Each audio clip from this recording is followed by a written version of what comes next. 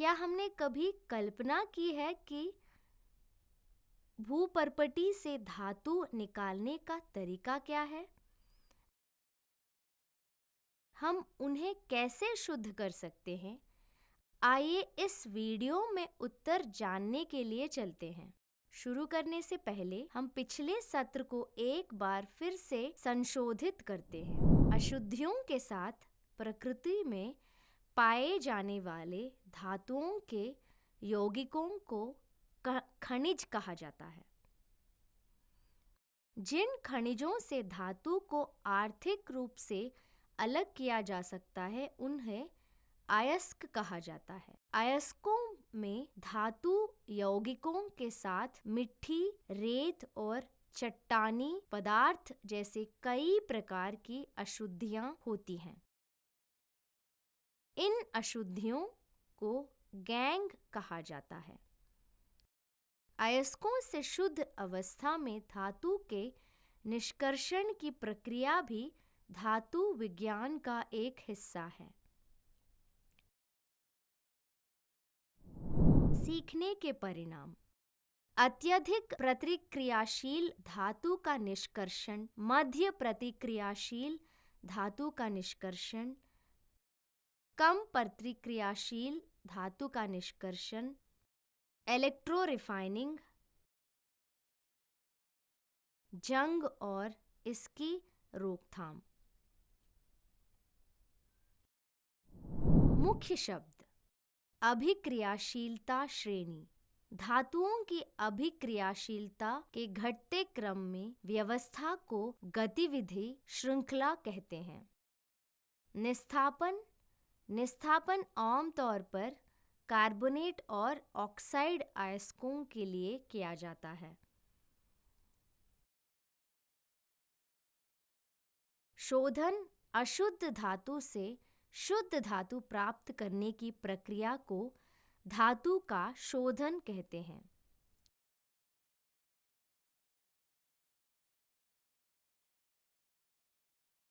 Gang: अयस्कों में कई प्रकार की अशुद्धियां होती हैं, जैसे मिट्टी, रेत और चट्टानी पदार्थ। आइए आज के पाठ के अवधारणा मानचित्र को देखें। इसके अयस्कों से धातु का निष्कर्षण धातु की प्रतिक्रियाशीलता पर निर्भर करता है। धातुओं की अभिक्रियाशीलता के क्रम को समझने के लिए हम ठंडे जल, भाप, तनु तथा प्रबल अम्लों के साथ उनकी रासायनिक अभिक्रियाओं का अध्ययन करते हैं और इन अभिक्रियाओं में उनके जोरदार क्रियाकलाप के आधार पर हम क्रियाकलाप श्रेणी का निर्माण करते हैं। धातुओं की अभिक्रियाशीलता के घटते क्रम में व्यवस्था को गतिविधि श्रृंखला के रूप में जाना जाता है। पोटेशियम, सोडियम Na,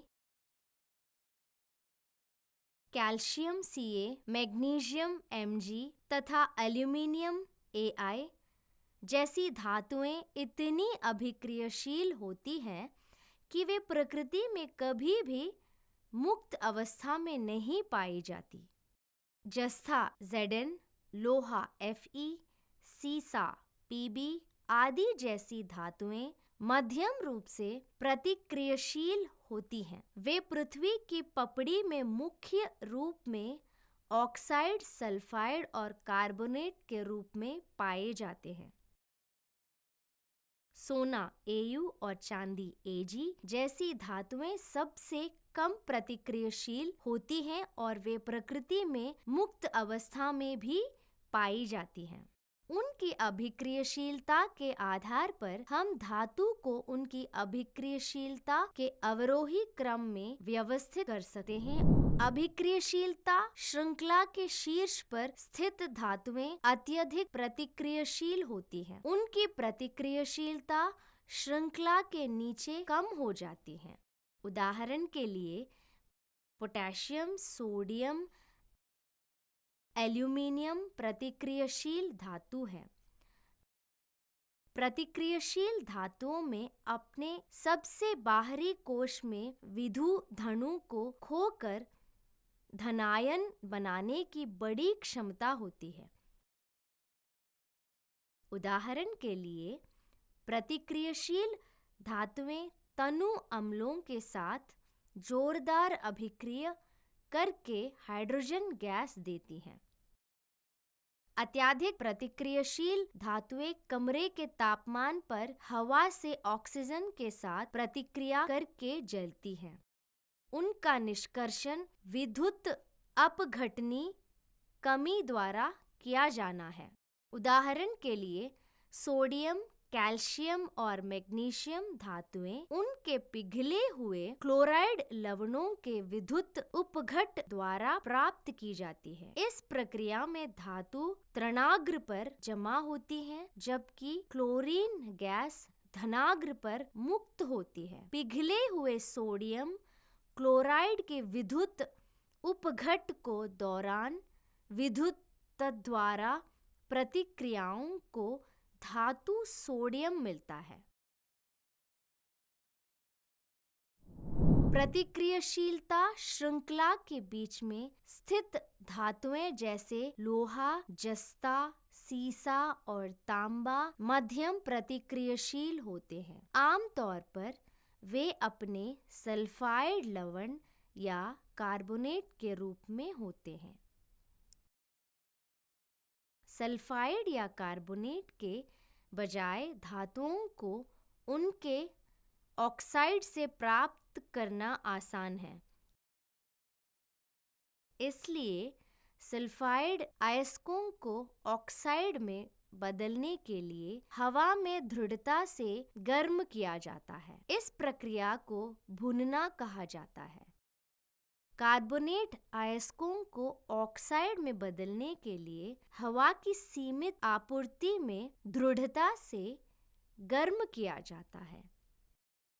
इस प्रक्रिया को निस्तापन कहा जाता है। जस्ता अयस्क के भूनने और निस्तापन के दौरान निम्नलिखित प्रतिक्रियाएं होती हैं।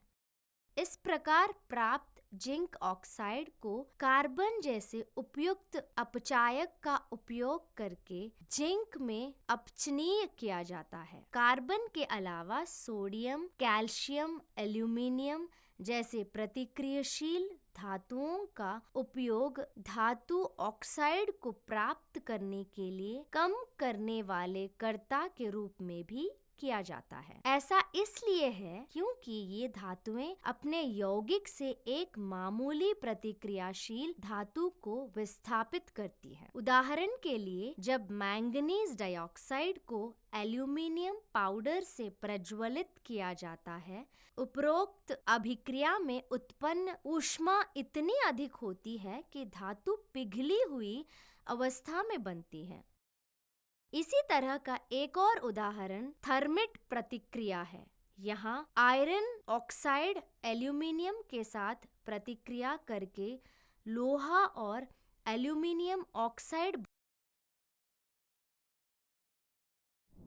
धातुओं की अभिक्रियाशीलता श्रृंखला के निचले भाग में धातु कम प्रतिक्रियाशील होते हैं। यही कारण है कि वे प्रकृति में मुक्त अवस्था में पाए जाते हैं। उदाहरण के लिए सोना, चांदी और प्लैटिनम।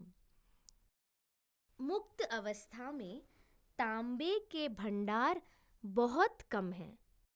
वर्तमान में तांबा मुख्य रूप से Cu2s के रूप में पाया जाता है। Cu2s अयस्क से तांबा केवल हवा में गर्म करके प्राप्त किया जाता है।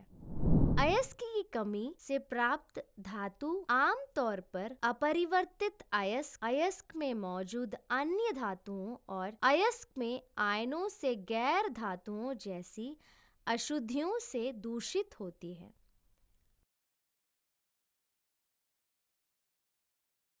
अशुद्ध धातु से शुद्ध धातु प्राप्त करने की प्रक्रिया को धातु का शोधन कहा जाता है।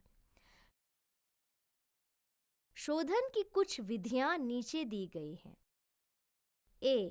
आसवन, B. पोलिंग,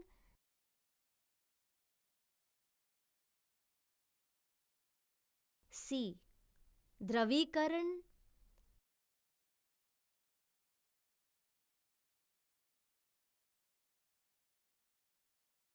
डी वैद्युत अपघटन,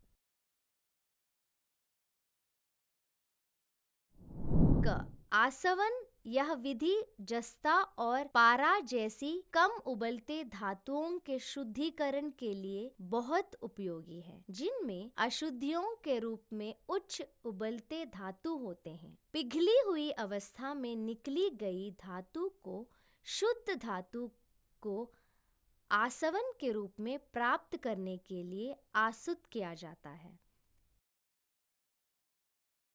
ख पोलिंग। पिघली हुई धातु को हरी लकड़ी के लट्ठा से हिलाया जाता है। अशुद्धियां या तो गैसों के रूप में हटा दी जाती है या वे ऑक्सीकृत हो जाती हैं और पिघली हुई धातु की सतह पर मेल धातु बनाती हैं।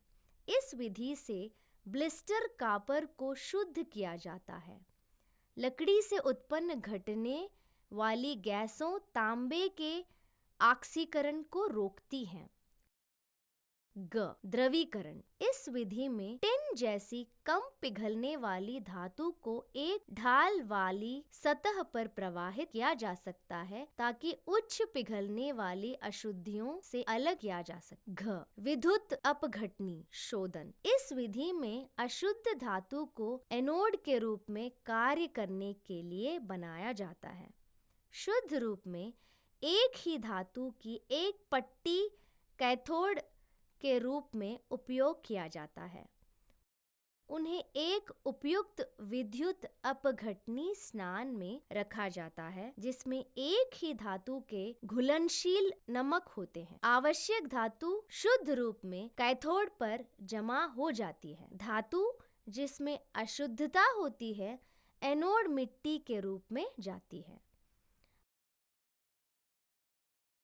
हम तांबे के परिष्कृत करने के लिए इस विद्युत अपघटनी विधि का उपयोग करते हैं। इसके लिए एक अशुद्ध तांबे को एनोड के रूप में लिया जाता है और शुद्ध तांबे की पट्टियों को कैथोड के रूप में लिया जाता है।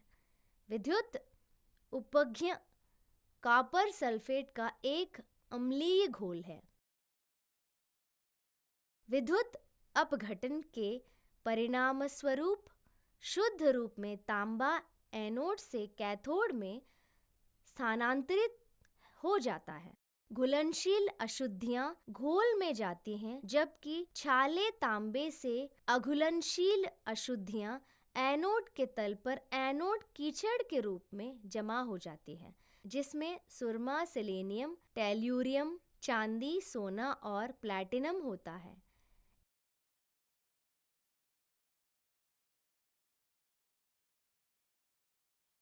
इन तत्वों की वसूली से शोधन की लागत पूरी हो सकती है। जिंक के इस तरह से परिष्कृत भी किया जा सकता है। लोहे आयरन ऑक्साइड में जंग लगना, चांदी सिल्वर सल्फाइड का धूमिल होना, कॉपर कार्बोनेट तथा कांसे पर हरित परत का विकास संक्षारण के कुछ उदाहरण हैं। जंग की रोकथाम प्रमुख महत्व है। यह न केवल पैसे बचाता है बल्कि जंग के कारण पुल के ढहने या मशीनों में एक प्रमुख घटक की विफलता जैसी दुर्घटनाओं को रोकने में भी मदद करता है। जंग को रोकने से सबसे सरल तरीकों में एक धातु की वस्तु की सतह को वायुमंडल से संपर्क में आने से रोकना है। यह पेंट के साथ सतह को कवर करके या कुछ रसायनों जैसे बिस्फेनॉल द्वारा किया जा सकता है। एक अन्य सरल विधि यह है कि सतह को अन्य धातुओं जैसे कि टिन, जस्ता आदि द्वारा ढंक लिया जाए तो निष्क्रिय है अथवा वस्तु को बचाने के लिए वायुमंडल के साथ स्वयं अभिक्रिया करती है। यह आम तौर पर इलेक्ट्रोप्लेटिंग द्वारा किया जाता है।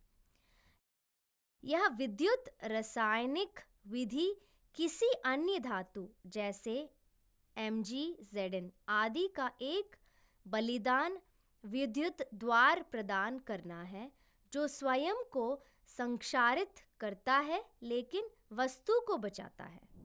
आज हमने क्या सीखा? कच्चे धातु के निष्कर्षण के लिए उपयोग की जाने वाली विधियां निस्थापन, भूनना, रासायनिक उपचयन, स्वकमी, विस्थापन विधि और विद्युत उपचय है। निस्थापन हवा या ऑक्सीजन की अनुपस्थित में अयस्क को दृढ़ता से गर्म करने की एक प्रक्रिया है। कैल्सिनेशन के दौरान धातु का कार्बोनेट उसके ऑक्साइड में परिवर्तित हो जाता है। भूनना हवा या ऑक्सीजन की मुफ्त आपूर्ति में अयस्क को दृढ़ता से गर्म करने की एक प्रक्रिया है। निस्थापन और भूनना एक प्रतिध्वनि भट्टी में किया जाता है।